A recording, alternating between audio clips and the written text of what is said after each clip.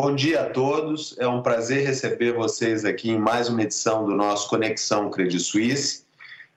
E hoje o tema é o mundo após o coronavírus. Uma coisa a gente tem certa é que depois dessa crise que a gente está vivendo, o mundo vai mudar. Ela vai deixar, enfim, marcas que vão sobreviver mesmo quando a gente vai voltar à normalidade. E nós hoje, para discutir isso, nós temos conosco a Ana Paula Pessoa.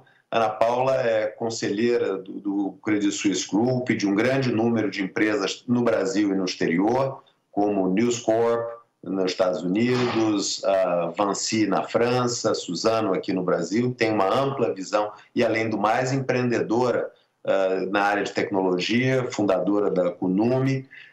E também temos conosco o Silvio Meira. Silvio Meira é uma referência brasileira no setor de tecnologia, inovação, empreendedorismo, incrível currículo acadêmico, já nos prestigiou em outras edições das nossas conferências, então é um prazer receber eles dois aqui. Eu vou pedir, junto comigo, nós temos o André Sass, responsável pela gestão de ativos de ações no nosso private, e o Emerson Leite, que é responsável pela nossa corretora, pela nossa atividade de equities na América Latina, que vão estar juntos aqui comigo, ajudando a fazer perguntas nesse painel.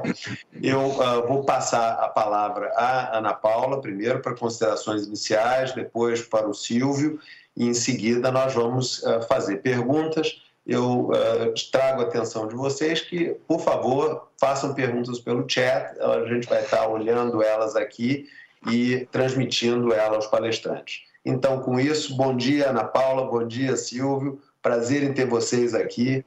Ana, eu te passo, então, a palavra. Obrigado. Obrigada, Zé. É muito bom estar aqui com vocês e realmente você está certíssimo. A única certeza que a gente tem é que vai ser diferente, a situação será diferente, né? E Bertrand Russell já disse que o mundo está repleto de coisas mágicas, esperando que tenhamos a capacidade de compreendê-las.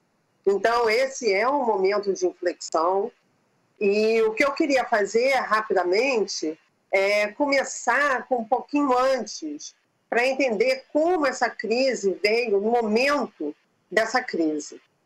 Porque a gente está no meio dela e é importante a gente vislumbrar o que já estava acontecendo, né? Então, internacionalmente, a gente já vivia, segundo muitos, um momento de fim de ciclo, né? Marcado pela longa expansão de mais de uma década do PIB americano, né? E vários investidores e pessoas já indicavam que era um momento de novo ciclo, com crescimento diferenciado da China, inclusive, né? A gente vivia uma crise comercial e tecnológica entre a China e os Estados Unidos, que cada vez estava mais acirrada. Tinha uma ordem, né, estabelecida no pós-guerra, pós-segunda guerra, onde organismos internacionais perdiam influência, os Estados Unidos se desinteressava por isso, um G20 que não tem mais condições de se organizar, de conseguir desenhar políticas ou resolver questões básicas como meio ambiente e fluxo migratório, né? Bolsões de pobreza enormes no mundo inteiro, imigração, conflitos étnicos e, ao mesmo tempo, uma plataforma, um mundo de novas tecnologias, como robótica, inteligência artificial, que criavam uma desigualdade produtiva, né, que criam enorme entre empresas que desenvolvem e implementam rapidamente essas novas tecnologias e aquelas que demoram a adotá-las, né? E, ao mesmo tempo, um medo muito grande do que essa revolução tecnológica significa para empregos e pessoas que têm qualificação inadequada devido a sistemas educacionais insuficientes, né? A longevidade também da população apresentava um novo parâmetro muito desafiador, tanto para a poupança pessoal quanto para políticas públicas. Nós tínhamos questões ambientais enormes que viravam o centro da discussão de negócio. Aqui no Brasil é um pouco diferente, a história diverge um pouco, né? A gente não vinha de 10 anos de crescimento, e sim da pior crescimento do PIB da história, né? Essa última década foi muito ruim, apesar de, a partir de 2016, a gente já vivendo uma série de mudanças, né? E a gente já via essa retomada gradual, pequena ainda, mas uma retomada do crescimento, o que não foi tão grande quanto a gente esperava, não estava sendo tão grande, mas estava numa curva ascendente. A gente já tinha passado reformas trabalhistas, previdenciárias, os juros num nível histórico muito baixo, a desalavancagem de empresas, inflação controlada. Então, vinha um momento de ascendência, né? Ao mesmo tempo, um desemprego muito alto e, de novo, pessoas despreparadas para esse novo mercado de trabalho, né? No meio disso tudo entra o Covid, né, com impactos globais e nacionais. E ele chega para quebrar diversas barreiras que existem, né, que ainda existem. E ele amplificou questões. Porém, ao mesmo tempo, é muito positivo várias coisas que ele trouxe. No campo científico, por exemplo, ele demonstra uma cooperação internacional para que todos juntos possam encontrar uma solução. Então, a quantidade de artigos científicos produzidos e distribuídos nesses últimos meses, né, dados compartilhados, cooperação intelectual de grandes universidades e grandes centros acadêmicos e de empresas, hackathons, né, uma verdadeira pluralidade de conteúdo open source, que acelera descobertas científicas. E isso é uma mudança fantástica, né? O recente controle da China sobre pesquisas e uma total rejeição de todos os países quanto a essa política demonstra que o processo intelectual poderá ser diferente e muito mais aberto. A rapidez com que, eventualmente, uma vacina ou um remédio pode ser trazido e se tornar comercial, né? Mostra que nós estamos em uma ordem de magnitude diferente do que era há poucos anos atrás. Outro ponto é que várias empresas que relutavam em aceitar a adaptação tecnológica foram, da noite para o dia, impactadas, né? De um dia para o outro, o varejo fechou e migrou para o online e para o delivery. Então, foi uma transformação gigante. Os escritórios foram para home office, indústrias reorganizaram o fluxo de produção, todos foram forçados a rever esse modelo produtivo. E aqui a tecnologia existente ajudou e tem muito mais a ser feito, né? Claro que alguns adotaram com muito menos dor do que o outro. Forçou também uma quebra de sistemas burocráticos que particularmente afligiam o Brasil, como, por exemplo, né, assembleias de acionistas virtuais, que agora são possíveis, assinaturas de documentos sem passar por cartórios, viagens substituídas por videoconferências, e que eu espero que tudo isso venha para ficar e que sejam perenes, né? A doença criou muita ansiedade e empresas entenderam que saúde mental e o bem-estar dos funcionários é algo importantíssimo. Hábitos sociais, como dar as mãos, cumprimentar com beijos, talvez tenham virado história, né, mudando um pouco da nossa maneira de ser do brasileiro, né? Telemedicina cresceu de forma exponencial em poucos dias, mas a gente ainda tem uma questão de definir o grau de privacidade que nós, brasileiros, queremos, e aplicativos de rastreabilidade que foram muito utilizados na Ásia. Aqui ainda existe um receio e o que isso de fato implica. O grau de limpeza de várias indústrias de serviço mudou e terá que mudar muito mais. E a resposta do meio ambiente voltou a florescer. O meio ambiente que voltou a florescer demonstra que os impactos que a ação humana tinha e de cada um de nós, pessoal, traz possibilidades nesse momento da gente impactar positivamente. Mas eu acho que o mais importante, ainda mais aqui para o brasileiro, né, foi a empatia mútua, ajuda social, colaboração. Empresas e pessoas conseguiram se mobilizar e ajudar o outro de forma muito mais eficiente e ágil, inclusive que governos, o que ajudou nesse primeiro mês, antes do governo se organizar. A Suzano, por exemplo, importou e doou, assim como ajudou a financiar quase 7 mil respiradores para diversos governos estaduais e federal. A Conome ajuda em pesquisas de inteligência artificial para o Covid, para ajudar políticas públicas e hospitais. E acredito que as empresas não vão apenas falar de Environment, Social e Governance, ESG, né? Mas realmente de ESG, que são resultados econômicos, ambientais, sociais e de governança. O lucro, de fato, unido com responsabilidade social. Eu acredito que essas mudanças vieram para ficar e não volta mais. Obrigadíssimo, Ana. Silvio. Obrigado, Zé Olímpio. Obrigado a todos pelo convite. Eu vou complementar o que a Ana estava dizendo. Ela pintou um quadro bem amplo das mudanças que já estavam acontecendo em múltiplos cenários. Eu vou me concentrar no digital.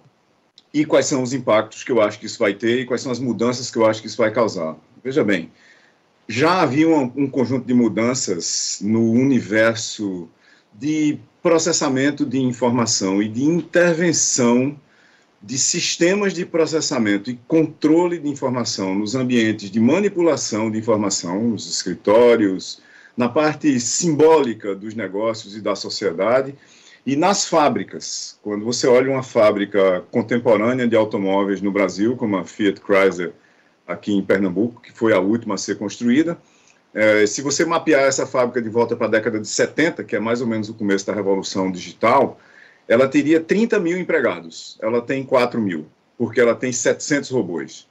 Então, isso não é uma mudança trivial, não é uma mudança só de números. É que ela não conseguiria fabricar o mesmo carro que ela fabrica hoje se ela fabricasse só com pessoas. Tem um certo conjunto de manipulações eletromecânico-químicas que se faz numa fábrica de automóveis, por exemplo, que é quase que o símbolo da revolução industrial do século XX, mais ou menos, que você não consegue mais fazer hoje com pessoas, inclusive porque você não quer mais as pessoas em certos ambientes, como, por exemplo, pintura, né? Pintura é um lugar onde você não quer mais ninguém. Pintura, globalmente, em qualquer fábrica de automóvel montada nos últimos 20 anos, é feita por robôs. Mas essa mudança que vem desde a década de 70, se a gente se concentrar nos impactos delas para as pessoas fora das fábricas, e eu vou deixar as fábricas de lado durante um tempo aqui, pode ser representada por aonde estava o computador enquanto a gente estava fazendo alguma coisa. Na década de 70, o computador estava no data center dos bancos do Credit Suisse, por exemplo, e se você ia no balcão, você falava com um analista que não usava computador, ele tinha papel na mão dele. Ele, para usar o computador, ele falava com alguém que usava o computador. Então, eu tinha duas pessoas entre mim e o computador. Era a pessoa que estava no balcão com os formulários impressos pelo computador e que seriam capturados de volta por ele depois, e alguém que ia manipular o computador no data center diretamente. Na década de 80, com PCs, os computadores vieram para cima do balcão. Então, eu tinha entregue meu sigilo bancário a alguém que olhava diretamente na minha tela o que era a minha conta. Na década de 90, os computadores passaram para depois do balcão com a internet e começaram a acontecer algumas mágicas. Eu pude começar a manipular uma parte da minha informação que estava dentro das empresas diretamente, mas ainda sob o controle das empresas. As empresas dominavam a oferta de tecnologias porque a infraestrutura era dura demais, era pouco flexível. Começo da internet ali em 1995, basicamente 10 anos depois, no meio da década de 2000, a gente começa a ter smartphones que começam a se generalizar e se universalizar com todos os tipos de preços e performances, mas de 2010 para frente a gente começa a ter banda e contas pré-pagas e pós-pagas mais ou menos universais, de custo-benefício aceitável para a maioria da população. Aí você começa a informatizar as pessoas, ou seja, os smartphones saem da década de 2000 como um potencial de informatização de pessoas e na década de 2010 se tornam efetivamente um processo amplo, com hardware no meio, mas com software, com sensores, com conexões múltiplas em cima de múltiplas redes, Wi-Fi, com Bluetooth para dispositivos e com, na realidade, teles espalhadas e coberturas quase globais em todo canto, de alta velocidade. E, como eu já falei, custo-benefício aceitável, e você informatiza as pessoas. Na década de 2010, todo mundo começa a perceber, mas isso já era verdade desde a década de 2000 para um número de sistemas e de serviços e plataformas, que as pessoas estavam na frente das empresas. E isso causa uma demanda por um processo de transformação digital nas empresas para acompanhar os hábitos digitais que as pessoas já tinham começado a ter, porque tinham a seu serviço plataformas digitais gratuitas de qualidade muito maior em quase todos os aspectos do que as plataformas pagas oferecidas pelas empresas. Via de regra, e até hoje continua assim, a qualidade de um aplicativo gratuito que nós usamos nos nossos smartphones para fazer coisas como conversar com pessoas, postar fotos, interagir em rede e assim por diante, é muito melhor do que um aplicativo de qualquer outra empresa. Fato universalmente aceito pelas empresas. Esse processo de transformação digital, ele levou um choque agora, no seguinte sentido. Primeiro, as empresas que estavam quase prontas para atender os seus usuários em todos os níveis, em todas as facetas, de forma digital, como, às vezes, uma capa sobre um conjunto de processos físicos, ou de forma absolutamente digital, como um substrato em cima do qual, eventualmente, processos físicos são montados, são habilitados, deram um salto de performance, de atendimento, de penetração no mercado. E todas as outras ficaram para trás. Especificamente, as que tinham plataformas digitais, as empresas que tinham plataformas digitais, sobre as quais serviços físicos e digitais, o famoso phygital, estavam montados, deram um salto de conexão com as suas redes, com as suas comunidades. No universo digital não há público, não há audiência. O que existe são comunidades. E isso mudou tudo e, ao mesmo tempo, de uma certa forma, não mudou nada. Certo tempo atrás, uns 4, 5 meses, um dos ministros do Brasil disse que daqui para frente tudo ia ser diferente. Mas nunca é assim exatamente, né? Por que nunca é assim exatamente? Essa frase, por acaso, daqui para frente tudo vai ser diferente, é de Roberto Erasmo Carlos, de 1968, no long play, né, no vinil, o Zé Olímpio tem ele em casa, provavelmente está rindo ali, chama O Inimitável, né, O Inimitável. E por que as coisas não ficam diferentes de uma hora para outra? Porque, por maior que sejam as revoluções, do ponto de vista das possibilidades tecnológicas, a gente leva um tempo para mudar comportamentos. Comportamentos são culturais, são substratos muito mais complexos de interação entre as pessoas. Cultura, de uma certa forma, é transmissão situada, ou seja, em contexto de informação entre agentes de todos os tipos. Então, certas formas de mudar são absolutamente óbvias, concordo com a Ana, que reuniões virtuais de conselhos são imediatas, eu espero participar virtualmente da vasta maioria das minhas, mas também espero que também me convidem para reuniões presenciais, onde, de repente, haja coisas preciosas, como abraços, como taças de champanhe, como água boa, de qualidade, para quem não toma champanhe, que haja muito mais conexão, de várias formas, em função desse colapso do espaço-tempo que a gente teve agora nesse episódio, que eu acho que é só um episódio. E o que é que eu gostaria de ver mudando nesse episódio? Eu escrevi recentemente no Estadão que nós estamos construindo um sistema operacional para a humanidade, o sistema operacional da globalização, há 500 anos, né? Desde que você entendeu que era um globo mesmo, se bem que certas pessoas ainda não entenderam, continuam achando que é um plano, mas desde que se entendeu que é um globo, a gente começou a mapear esse globo todo e a agir sobre esse globo. Não existe quase mais nenhum subsistema do globo que não tenha sido tocado pela mão, pelo espírito empreendedor, pelo espírito de mutação dos humanos. Mas nós não escrevemos o antivírus para esse sistema operacional da humanidade. Esse antivírus não é um código, não é um software e não é uma vacina biológica. É um antivírus econômico, ambiental, filosófico, de governança do planeta como um todo. A essa altura do campeonato, 500 anos depois do começo da globalização, nós estamos discutindo, e violentamente, porque o presidente dos Estados Unidos anunciou que vai cancelar os depósitos da Organização Mundial de Saúde, nós estamos discutindo a governança do sistema de saúde da humanidade. Essa agenda devia ter sido posta no passado há muito tempo. O que a gente devia estar discutindo agora era a performance desse sistema, era a sustentabilidade desse sistema e não a governança propriamente dita. Então, muitas coisas vinham acontecendo. Tem uma frase que atribuem a Lenin, né, que há décadas em que nada acontece e há semanas em que décadas acontecem. Eu espero que estas semanas que nós estamos vivendo, não acabamos de viver ainda, sejam algumas dessas semanas onde décadas acontecem, onde a gente realmente mude. Mas eu acho que vai ser mais difícil mudar do que a gente pensa.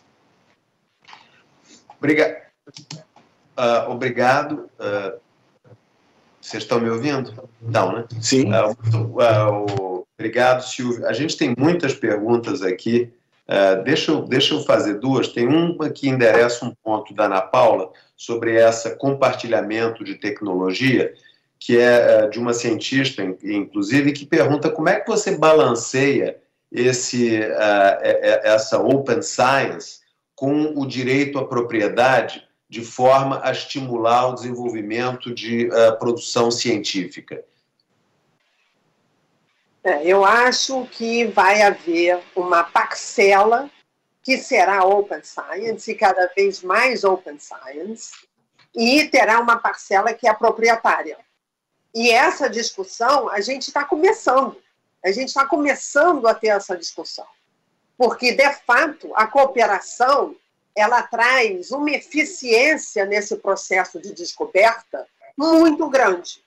E que, mesmo as empresas que queiram ter uma parcela desse benefício da invenção, elas vão ter muito incentivo em compartilhar para que elas consigam antecipar essa descoberta.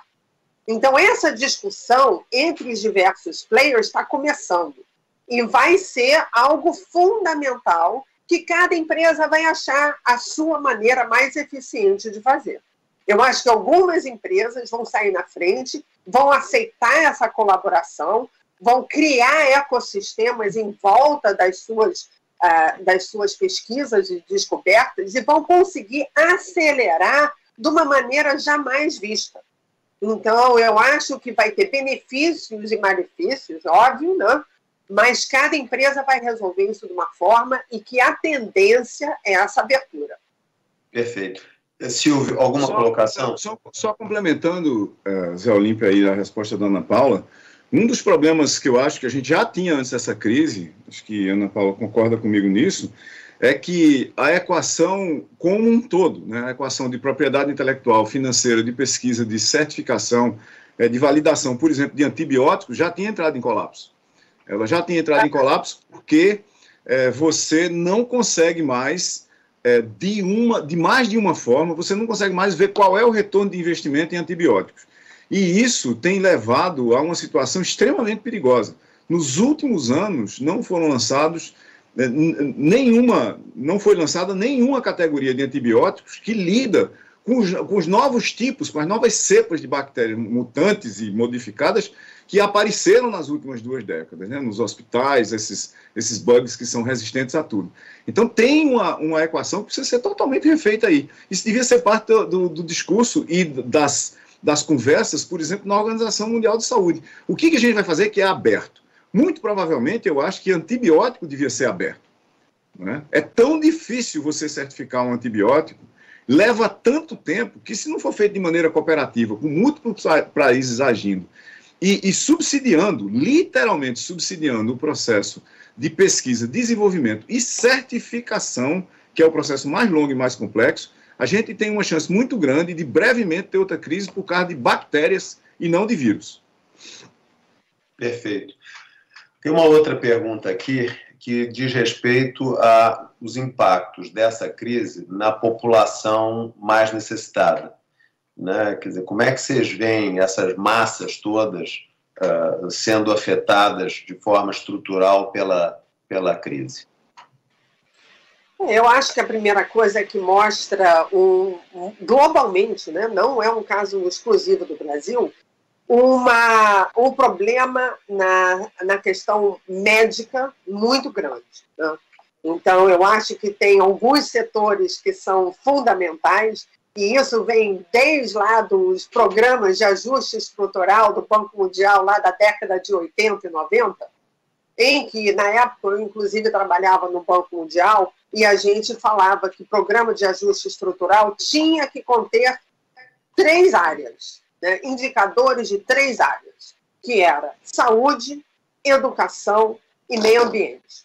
Então, lá atrás, a gente já falava sobre isso, que não era suficiente. Então, cada vez mais, sistemas de saúde precisam ser otimizados e pensados de uma forma diferente.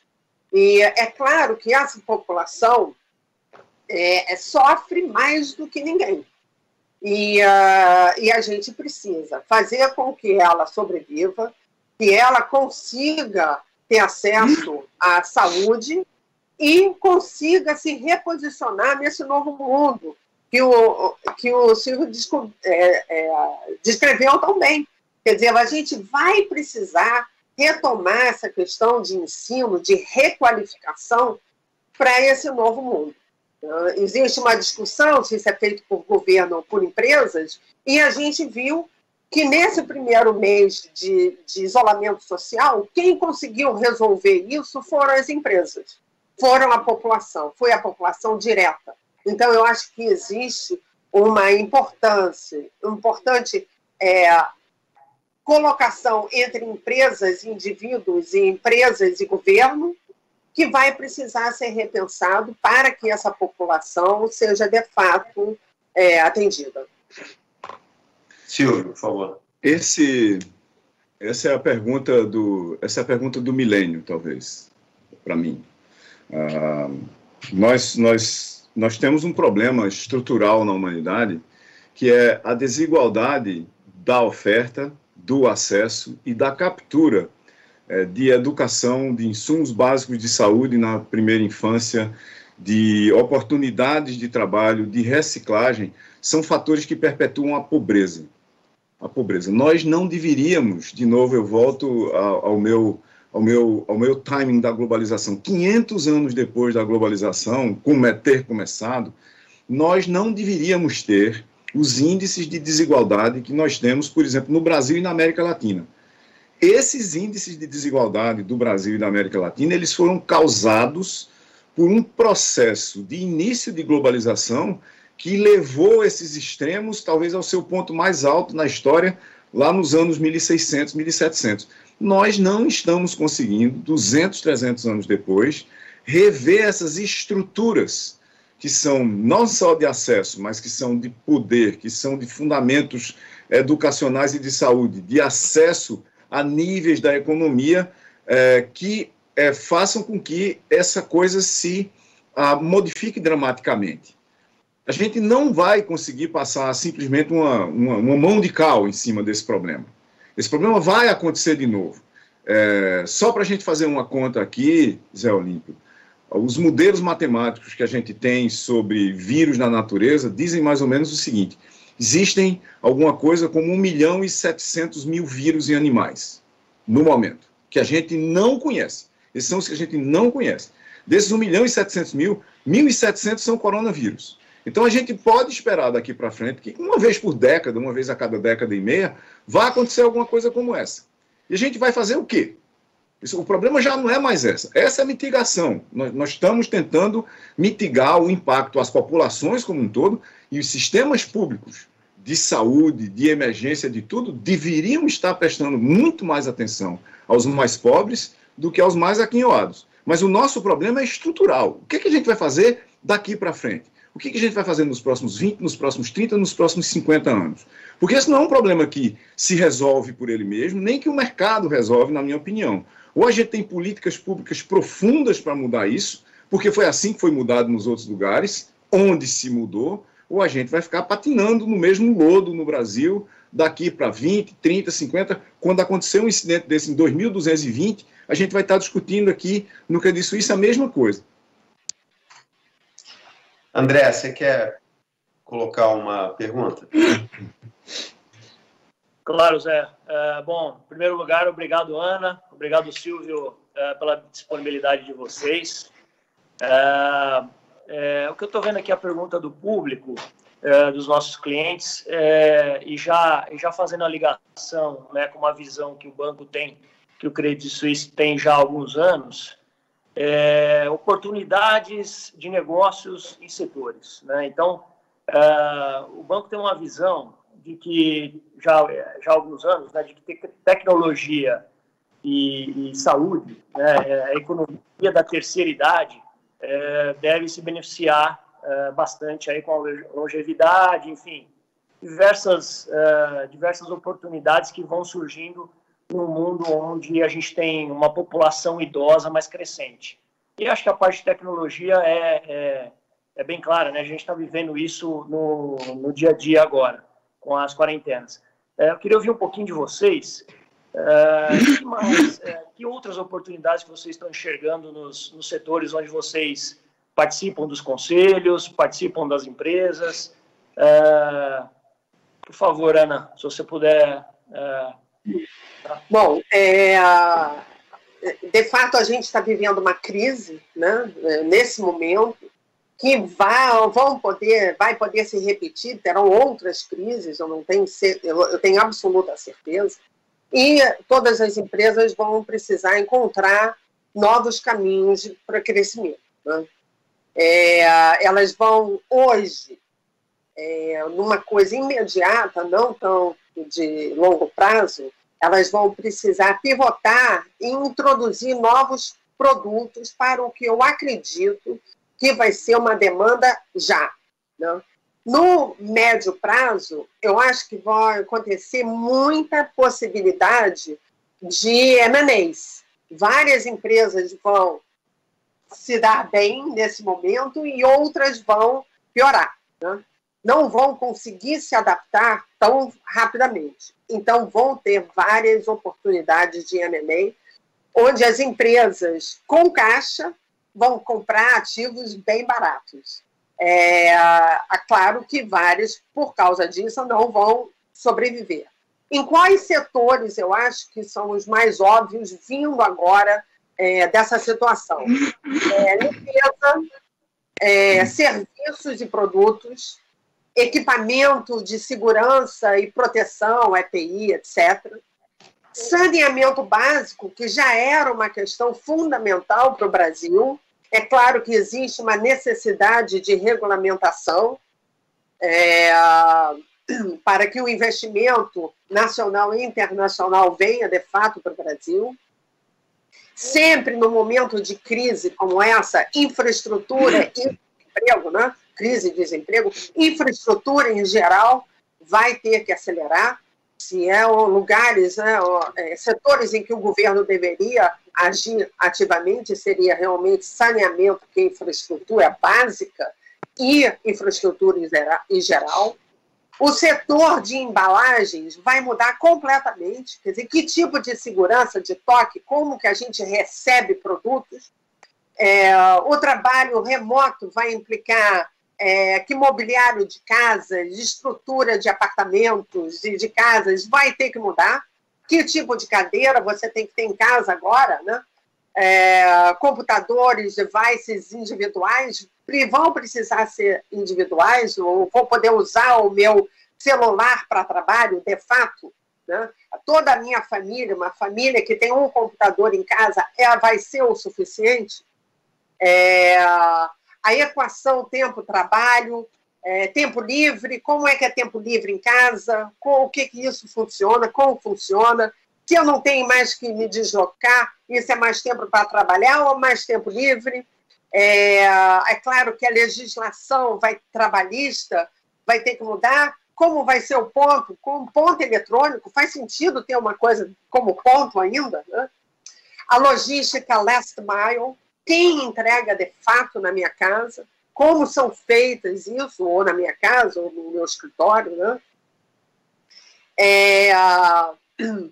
O remoto, retornos, diversificação dos turnos, como que eu diminuo a minha produção industrial dentro dos meus turnos, né? Eu vou alongar, vou ter turno noturno com mais frequência, para ter menos gente junta, porque essa hoje pode ser uma ação desse vírus, mas terão outros e terão bactérias.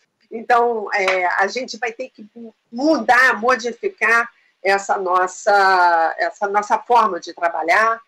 Streaming de grandes eventos esportivos e shows vão crescer muito e não vai ser mais ao vivo. Um estádio vai ser para 40 mil pessoas ou para 20, vai ser redimensionado. Um avião para a gente viajar vai ser modificado. A necessidade de documentação eletrônica para a saúde, e aí, de novo, isso vai entrar na questão da nossa segurança individual. E para eu viajar, eu vou precisar carregar essa minha certificação de saúde? Os países vão exigir que eu traga isso? Eu vou ter isso num aplicativo global, nacional, local, para o teu médico, né? A localização de pessoas, de novo, privacidade. Essa questão de privacidade vai entrar muito forte, né?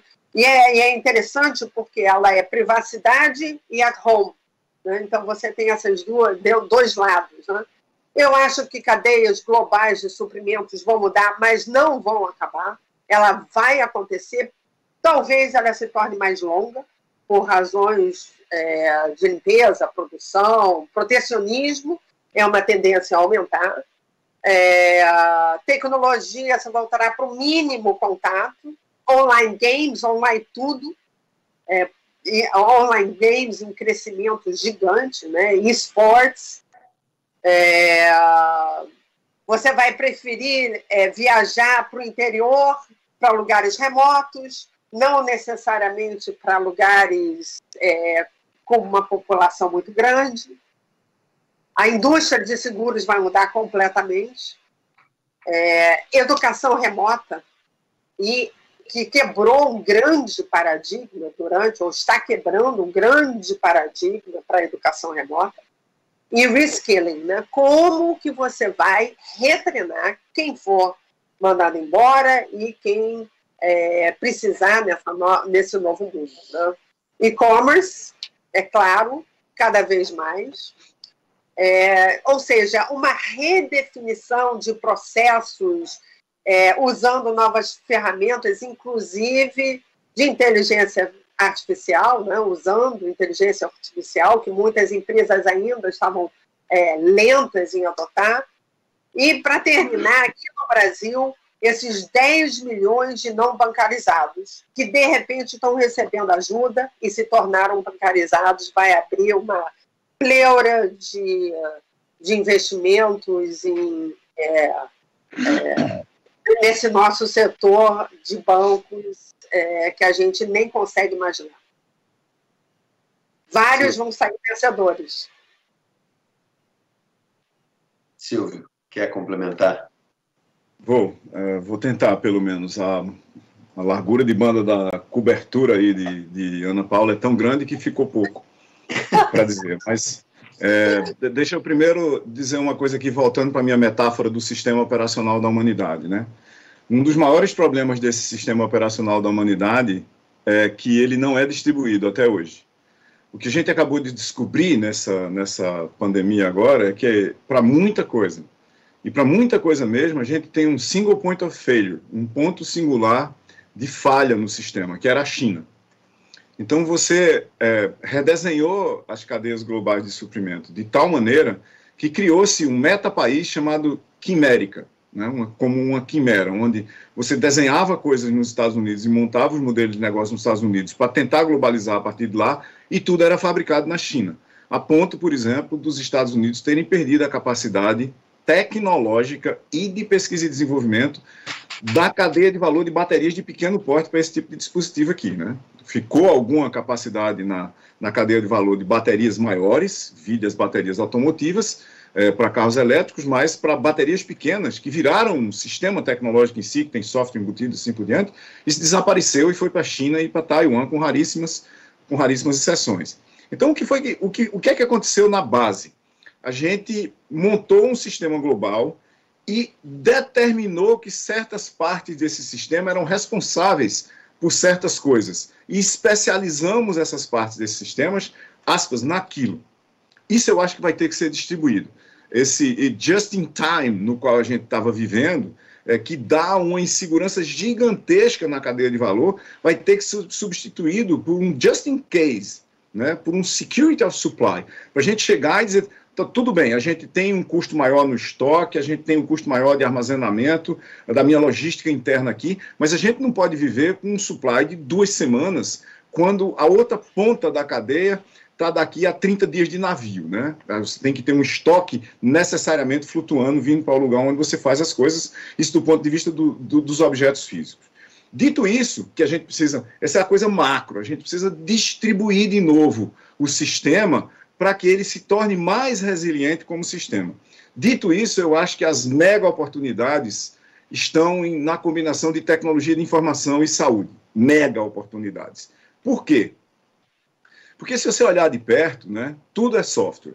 E esse tudo é software funciona mais ou menos da seguinte forma, né? O que a gente está acostumado a usar como código aqui, e para fazer rodar essa conferência onde a gente está, é código mesmo, programas de computador, sobre um substrato de silício. Tá certo? E nós que estamos participando da conferência, os palestrantes e mediadores, e todo mundo que está do lado de lá, é código também, só que não é linguagem de programação, é DNA e RNA, em cima de um substrato de carbono. E as interfaces entre essas duas coisas começaram a casar nos últimos 20 anos.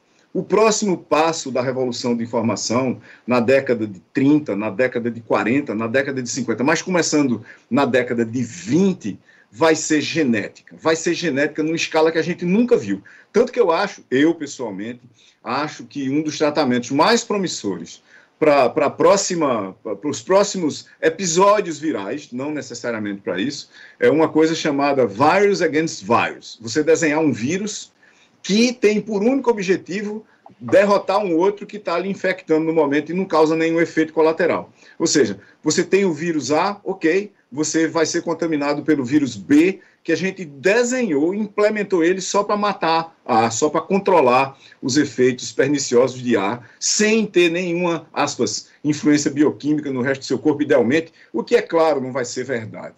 Tá certo? Mas dito isso, que é uma coisa que já está acontecendo agora, e diga-se de passagem, só com 2 países como jogadores na primeira divisão disso, que são a China e os Estados Unidos, na minha opinião, com uma larga vantagem para a China por causa de um conjunto de razões, a gente tem no Brasil o problema de digitalizar o Brasil. Essa é a maior oportunidade dessa década.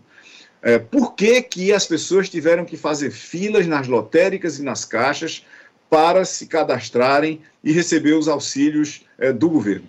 porque a gente não tinha digitalizado o Brasil antes. Se a gente tivesse universalizado a conta bancária básica, aquela onde você recebe o seu auxílio, Bolsa Família, seu salário e faz transações a partir de lá, se a gente tivesse virtualizado o dinheiro, a moeda na ponta, a gente não teria tido esse tipo de incidente agora. E chegou a hora de fazer isso. O Banco Central está se preparando para isso. PIX, que é o sistema de transações em tempo real, 24/7/365 do Banco Central, vai estar pronto e no ar no fim do ano. Toda instituição com mais de 500 mil contas vai ter que aderir a esse sistema até 16 de novembro, o que faz com que pagamentos e transações de qualquer tipo possam circular, possam ou devam passar a circular em tempo real no Brasil. Isso é um grande começo da conversa. Obviamente, dentro disso tem varejo, tem tudo que a Ana Paula falou, tem as cadeias de valor de distribuição, tem a microdistribuição, né, o last mile, que explodiu nessa crise agora, e muita coisa não vai voltar desse last mile. Você tem o problema dos backhauls, né, como é que você faz uma coisa mais eficaz, mais eficiente do ponto de vista de distribuição de longa distância, onde você tem, por exemplo, a conta anedótica, porque ninguém tem dados exatos disso, porque os transportadores não deixam você medir, é que 50% a 70% dos caminhões anda vazio para todo canto, porque você não consegue otimizar a carga dentro deles. Então, essas coisas vão ter que ser resolvidas. Tem uma demanda gigantesca para energia segura, limpa e sustentável. Isso a gente não vai poder passar sem isso. A gente tem que prestar atenção no meio dessa crise, que é uma crise aguda, que tem uma crise aguda grave ao redor da gente, que é a crise climática global. Essa crise não foi embora, né? Enquanto a gente estava aqui, vocês devem ter visto os vídeos no Rio de Janeiro, na Baixada Santista, do que está acontecendo lá agora. Isso, o Ártico continua derretendo, o Thwaites Glacier continua se separando da Antártica, a Groenlândia continua derretendo, e nós podemos enfrentar, nos próximos 20, 30 anos, 3 a 4 metros a mais de nível do mar na frente das praias brasileiras. O que a gente vai fazer em relação a isso? Isso é um mega problema não trivial e depende de energia. Primeiro, depende da disponibilidade de energia limpa, sustentável, de longo prazo, porque senão a gente não vai conseguir controlar esse outro fenômeno ou mitigar esse outro fenômeno. Por último, eu acho que digital mudou totalmente o status daqui para frente. Ainda havia muita gente, digital em si, as empresas de digital, de soluções digitais para o mercado. Ainda havia muita gente que achava que conseguiria sobreviver com uma gambiarra. Esse é o nome. Gente que tinha contratado um cara que era mais ou menos competente ou uma pessoa que tinha mais ou menos uma formação para instalar um sistema que não sei o que fazia isso. Essas pessoas estão sendo invadidas por hackers que estão pedindo ransomware em Bitcoin, que estão destruindo sistemas de arquivos em larga escala, e você começou a descobrir que se todo o negócio é baseado numa plataforma digital, por mais gambiarra que seja, e se ele estiver online para prestar um serviço para alguém que não pode ir fisicamente lá, como aconteceu agora, na hora que você abre um serviço que não tem estrutura, que não tem arquitetura, que não tem performance, que não tem resiliência, que não tem segurança para o mundo real, aparecem bandidos. Bandidos. Todo lugar onde tem qualquer tipo de valor, tem bandidos. A gente precisa se lembrar disso. E não é só você contratar a segurança de informação. É você fazer sistemas que têm performance, que têm usabilidade, que têm manutenibilidade, que quando você precisa fazer uma mudança, não leva 3, 4 meses para fazer. Porque não vai funcionar assim. Então, o que eu acho, talvez a mudança mais radical que vai haver daqui para frente é o seguinte: as empresas que têm plataformas digitais competentes, pequenas que sejam, vão sobreviver. As que não têm, não vão sobreviver. Tão simples quanto isso. Até porque não vão saber nem o que é um Bitcoin, nem onde é que fica um exchange de Bitcoin, não vão conseguir pagar o resgate, e mais, se pagar nos resgates, talvez não consigam as chaves criptográficas de volta, se conseguirem as chaves, não sabem de criptografar suas bases. Ou seja, se tinha uma coisa chamada eletricidade até aqui, daqui para frente tem uma coisa chamada informaticidade. Sistemas de comunicação, de computação e controle, providos como serviço, onde a entrada da informação, a saída da informação. E tem gente especialista nisso. Você não pega e vai para casa, né, o que eu disse, isso não gera a energia dele. Vamos botar uma hidrelétrica porque a gente precisa de energia. Esse não é o nosso problema.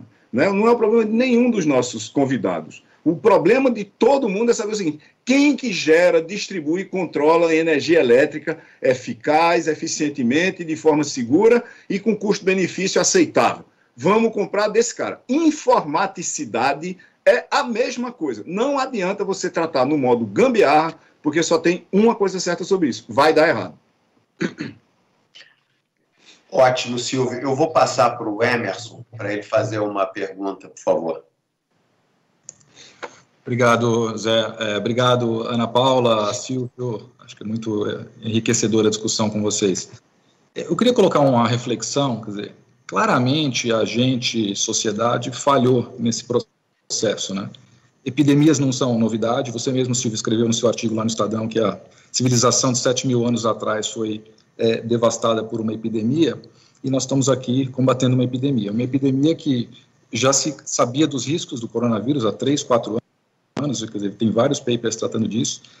Ainda assim, aconteceu a transmissão natural lá na China, isso foi dado o alerta, chegou na Europa, chegou nos Estados Unidos, chegou no Brasil, temos a Organização Mundial da Saúde, temos comitês epidemiológicos em diversas nações, e nada disso foi capaz, competente, o suficiente para resolver. Muito bem. Onde chegamos, então? Acho que a questão é, dado que tudo isso aconteceu e que tem lições aprendidas, você mesmo colocou, olha, temos aqui uma preocupação grande com a desigualdade social, com os riscos, né, de tecnologia ser utilizada apenas para um lado da moeda. Como é que a gente alavanca agora a tecnologia que existe, que está disponível e aquela que virá, para reduzir essas desigualdades, reduzir realmente esses problemas e até mesmo modelar o fluxo que na próxima epidemia nós vamos estar com um sistema já arredondado, talvez um novo sistema operacional com antivírus, para evitar que catástrofes como essa ocorram novamente. Então, como usar a tecnologia para o bem, para o avanço social? Acho que... Ou eu começo, Ana Paula termina, talvez. Veja, historicamente só há 3 redutores de desigualdade, e um deles não é tecnologia até agora. Para que seja, a gente tem que agir politicamente sobre tecnologia, a gente tem que intervir do ponto de vista político para que a tecnologia reduza a desigualdade. Os 3 únicos redutores de desigualdade da história da humanidade são grandes desastres naturais, tipo assim, a explosão do Krakatoa, tá certo? Guerras ou guerras civis profundas e pandemias, tá certo? E como é que elas reduzem desigualdade? Elas achatam os ricos um pouco mais para baixo. Elas achatam mais os ricos do que os pobres.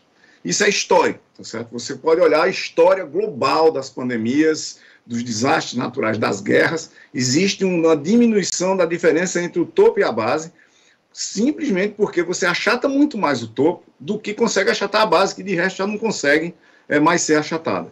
Para que você mude isso, é curiosa essa história. Eu e um bocado de gente, liderados por Ivan Moura Campos, que era o secretário de Políticas de Informática do Ministério de Ciência e Tecnologia, Tadao Takahashi, Carlos José de Lucena, Eduardo Costa, foram peças fundamentais nesse grupo, que era das políticas públicas prioritárias de informática, né? Chamava Políticas Prioritárias de Informática.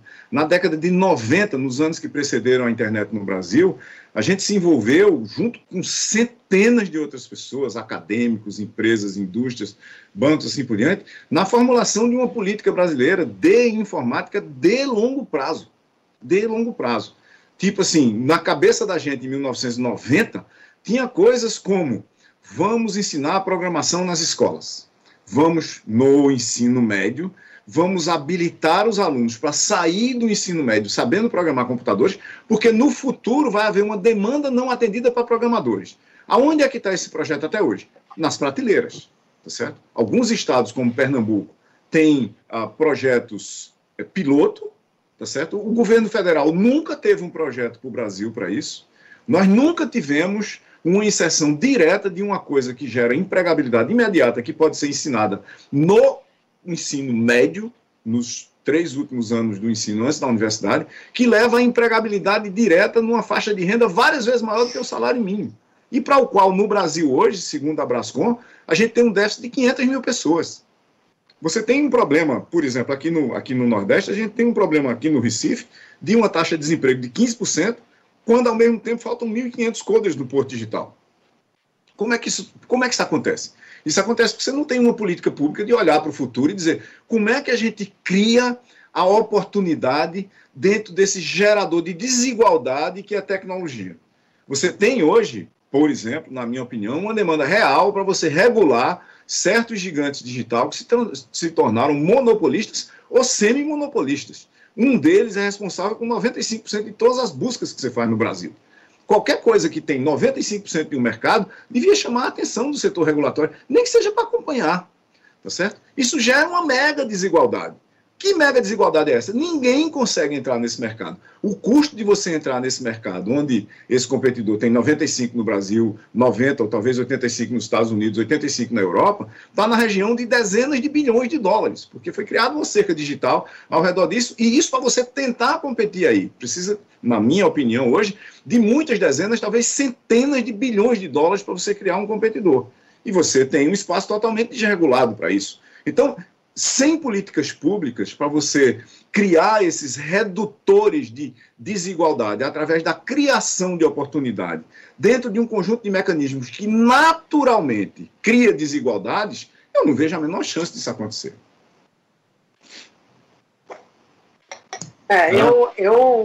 Em geral, eu concordo muito com o Silvio. Eu acho que é um pouco isso. Toda a discussão de quebra de monopólio está acontecendo agora, apesar da gente não chamar de monopólio formalmente, é de fato o que eles são, muito mais do que jamais houve na história, né? É muito maior a concentração hoje do que jamais foi. Agora, eu acho e eu concordo que programação é fundamental, deveria ser ensinado desde pequenininho. Hoje em dia, não existe mais a possibilidade de você não conhecer o que é a programação, como que ela pode ser usada, e isso vai dar uma possibilidade de empregabilidade, mesmo à distância, o que é muito bom. As pessoas vão poder trabalhar de casa, vão poder fazer e entregar esse trabalho. E hoje a gente tem esses celulares super capazes.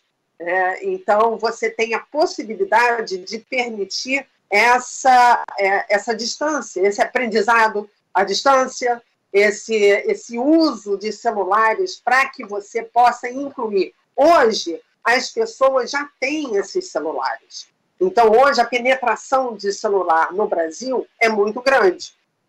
Talvez mais de 100%, existe esse debatível, mas, de qualquer maneira, você vai ter uma atualização desses celulares. Cada vez mais vão ter smartphones com milhares de capacidades que vão ser, de fato, maneiras de você trazer essa tecnologia para próximo de você, para próximo de todo mundo, e eles vão poder efetuar seus trabalhos, transações bancárias, e por isso eu volto nessa questão dos não bancarizados, quer dizer, havia uma dificuldade de você trazer essa população que não tinha necessariamente uma residência legal que pudesse trazer você para o não bancarizado. Agora ele está vindo através dos seus celulares, e você tem uma capacidade, uma possibilidade de você fazer essa transformação.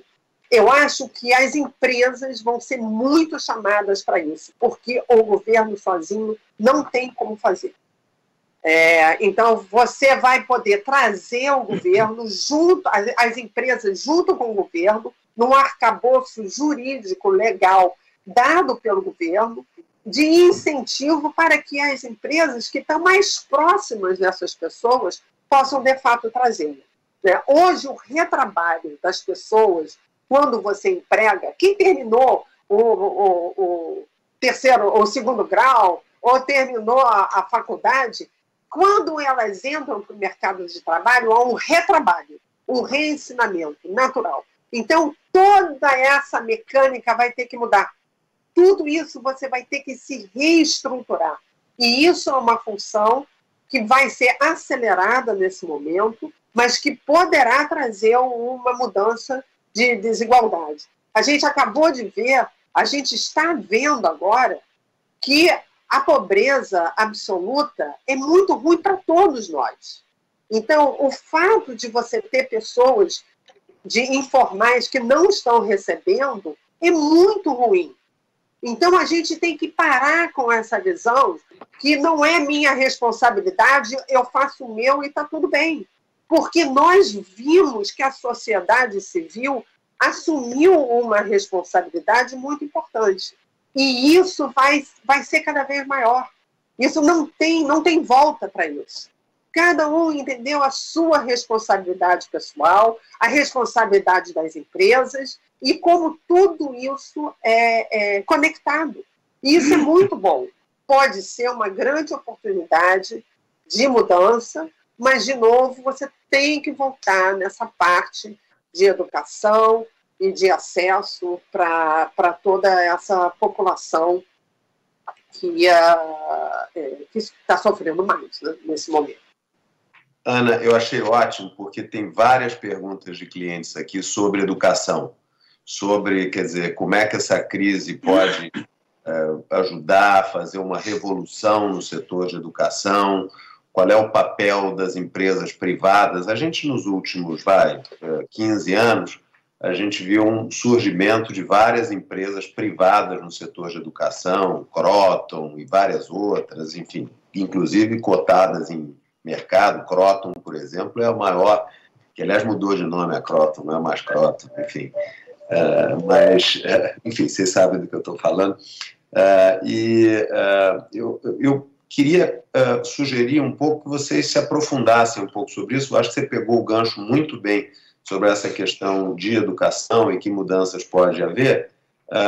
Silvio, você quer complementar isso? Depois, de repente, a gente volta para a Ana. Na questão específica de revolução na educação, que é, obviamente, que atende aquela carência que você falou do desemprego por um lado versus demanda de mão de obra qualificada pelo outro. Sim, esse é um problema, Zé Olímpio e todos. Esse é um daqueles problemas que a gente podia chamar de problemas danados, né? Os problemas que eles são tão multifacetados, eles são tão complexos, eles são tão difíceis, que todas as alternativas de ataque que resolvem pelo menos uma borda desse problema são bem-vindas. Então a gente não pode descartar nenhuma. Agora, é bom a gente dizer o seguinte: muito mais de 80%, eu não tenho um número aqui na minha cabeça, talvez 90% de todo o ensino fundamental e médio do Brasil está nas mãos do Estado, com E maiúsculo. Do Estado nacional, do Estado estadual propriamente dito e do municipal.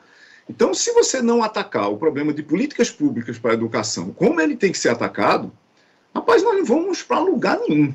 Segundo, existe um fundamento para isso que eu estou dizendo, que é o seguinte: seja você um agente público ou privado no sistema educacional de baixo, fundamental e médio, esse sistema é totalmente regulado.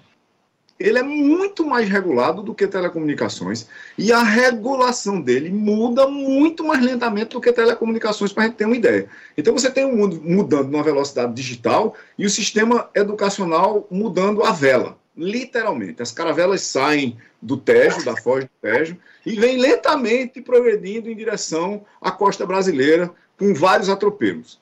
Por que eu estou dizendo isso? Porque e você conhece o agente que esteve envolvido nisso, Zé, que é o ex-ministro da Educação, Mendonça Filho. Mendonça encerrou uma discussão de 25 anos no MEC, 25 anos, um quarto de século, sobre como era que a gente ia regular o ensino fundamental e médio no Brasil. E todo mundo dizendo, não, mas isso não é ótimo, isso não é o ideal. Claro que não é.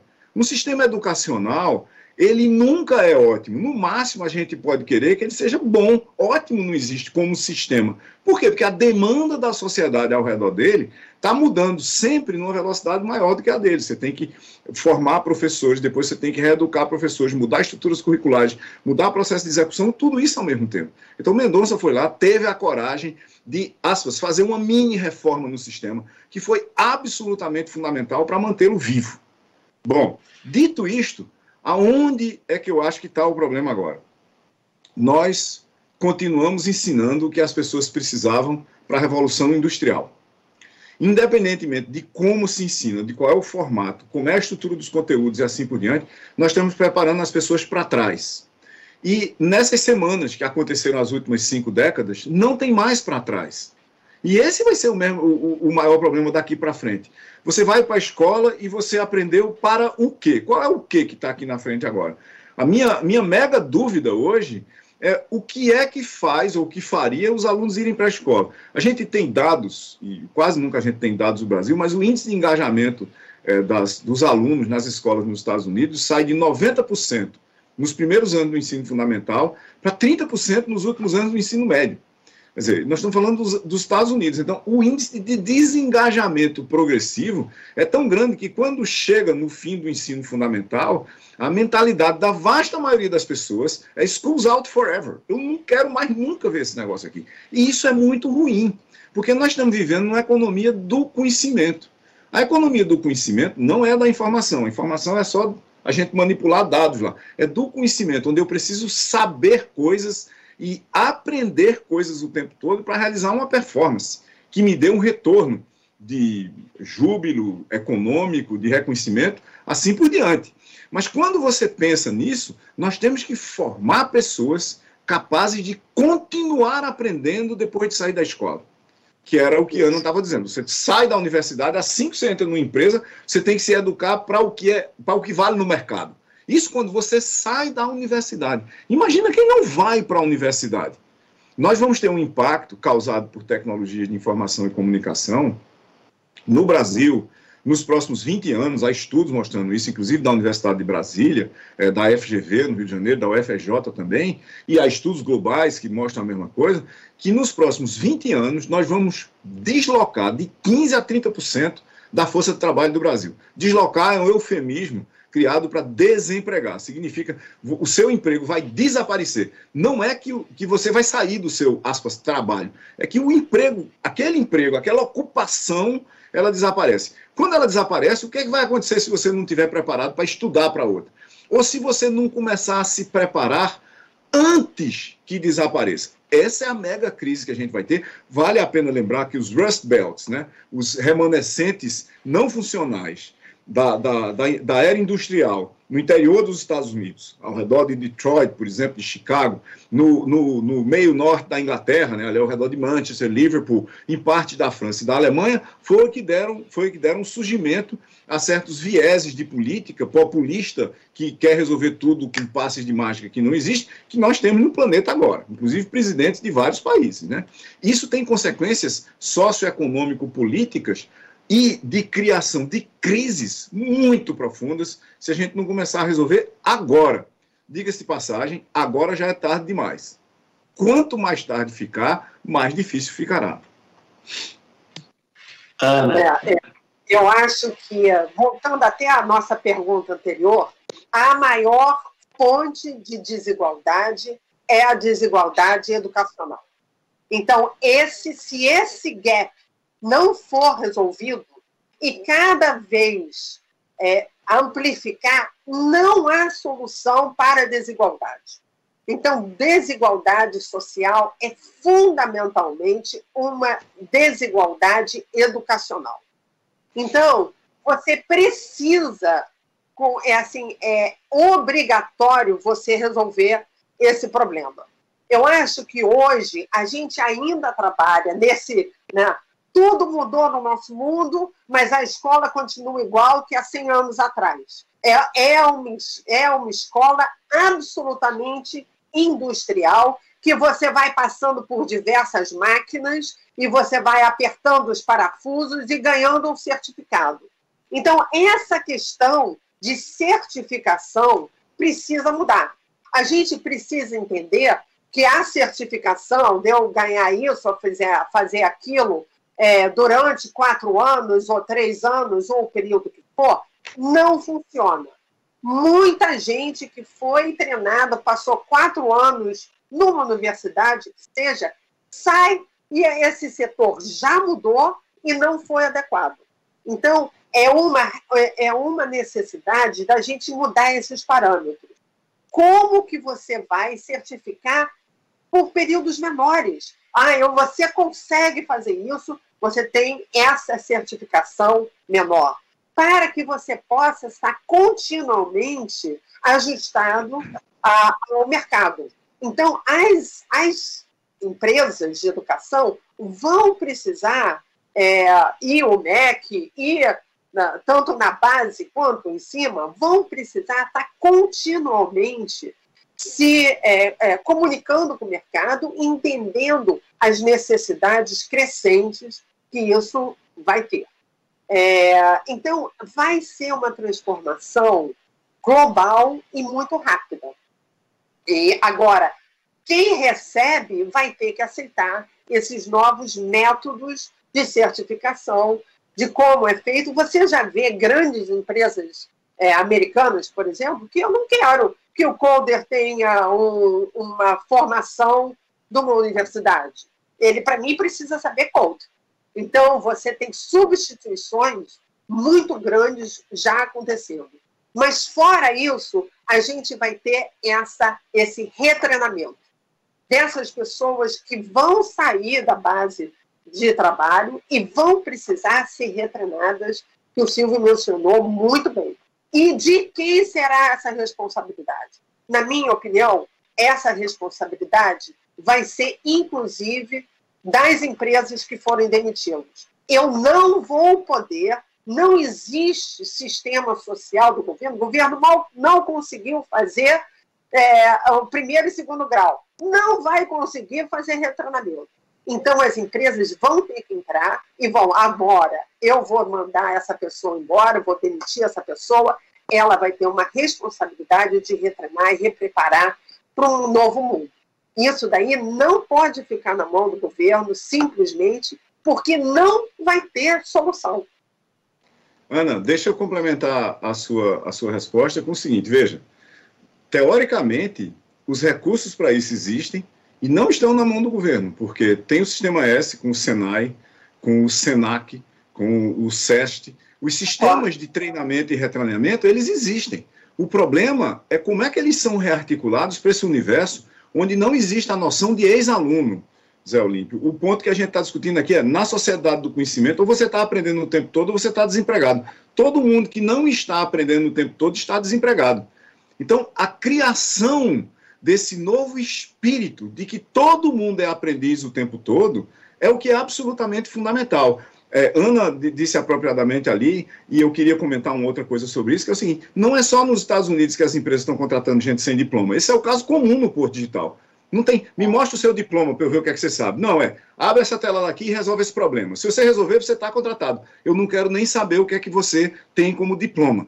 Por outro lado, você tem uma certa reação dentro da universidade, e nós na Cesar School, e eu pessoalmente na Digital Strategy Company, aqui também no Porto Digital, eu publiquei anúncios recentemente para dizer assim, contrato PhDs que codificam. E houve uma reação de um certo universo, um subuniverso, mas um PhD não precisa codificar. Não, um PhD para trabalhar numa empresa de tecnologia ou num centro de inovação como o Cesar, precisa codificar. PhDs who code. Quer dizer, você pode ter um PhD, mas se você precisar de você para resolver um problema de busca, ou para resolver um problema de transformação digital, ou de estratégia no negócio, você tem que saber codificar. Não chega para mim e diz, eu sou PhD, certo? E daí? Daí isso vale de quê? Dentro de certos contextos, entendeu? Então tem uma coisa exótica que é o seguinte, ao mesmo tempo que as empresas contratam gente que não tem diploma nenhum e sabem resolver coisas, tem um pessoal que tem o top dos tops do diploma que não sabe resolver nada. Olha só, nós estamos, ótima discussão, nós estamos avançando na hora e eu acho que eu queria propor as considerações finais e nessas considerações queria que vocês colocassem como é que vocês estão sentindo o mundo para frente. Vocês acham que dessa crise que a gente está vivendo, a gente vai evoluir para um mundo melhor? Vocês estão otimistas, estão pessimistas? Então, queria que vocês, nas suas considerações finais, e fiquem à vontade para fazer outras, mas abordassem essa questão. Vamos começar com a Ana Paula? Bom, eu sou uma eterna otimista. Eu acho que as empresas que vão surgir, claro, as que vão liderar, vão voltar com uma nova visão completa. Então, inclusiva, social, ambiental e muito lucrativas. Então, eu acho que o sistema agrícola brasileiro pode ser um grande vencedor dessa história. Então, eu acho que tem muita coisa boa que vai vir. A minha recomendação seria: invista muito em inovação, em pesquisa. Não vejam essa crise como um momento de cortar custo. Isso não é o suficiente. Você precisa investir em novas áreas. É um momento de olhar para dentro e ver como que você vai crescer, porque vão ter muitas oportunidades aí à volta para todos os setores. E aquelas empresas que conseguirem se adaptar mais rápido, como sempre, isso não é uma exclusividade dessa crise, vão conseguir vencer. Agora, o segredo é mudar, olhar esse novo posicionamento rápido. Então, analise seus competidores, vejam quem está se mexendo e como, aproveita as oportunidades, muita coisa está para surgir. É um momento de grande criatividade. É um momento que pode mudar tudo, que a gente pode voltar com um novo renascimento. E isso é muito bom. Mas tem que agir rápido. Eu não sou exatamente otimista como Ana, não. Eu sou um realista esperançoso, como dizia Ariano Suassuna. E por que eu sou um realista esperançoso? Porque, Zé e todos, a gente teve uma pandemia de influenza em 1918, no último ano da Primeira Guerra Mundial. O número estimado de pessoas que morreram, obviamente lá havia muito menos dados do que agora, flutua, dependendo em quem você acredita, entre 17 e 50 milhões de pessoas. Muito mais do que a guerra matou, muito mais do que a Primeira Guerra Mundial matou.